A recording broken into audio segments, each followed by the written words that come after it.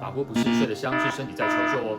有个大小事让我来解释。大家好，我是查克医师。轻微症状侧睡或是使用点药物可能会有效，像是鼻喷剂啊、抗组织胺。严重症状的人仍然要考虑手术的方式来解决问题。单纯打呼的病人，如果合并鼻塞的症状，可以考虑使用自费无线射频下鼻甲消融手术，或是自费下鼻甲旋转刀解决鼻塞的问题。属于微创的手术，可以在局部麻醉、不需要出院的状况下执行。若是轻度的呼吸中止症，除了微创鼻塞的治疗外，也可以考虑自费软腭以及舌根的微创无线射频治疗，可以在局部麻醉下完成，需要3到5次的疗程。至于中重度的患者，正压呼吸器才是目前最有效、最安全的治疗，属于自费项目，但是它非侵入性，不需要开刀，透过稳定的气流打开上呼吸道送入肺部，减少夜间缺氧以及白天嗜睡的风险。若是呼吸器没有办法适应佩戴，那可以考虑悬雍垂2咽成型手术，或是自费达文西机械手臂的舌根点击手术。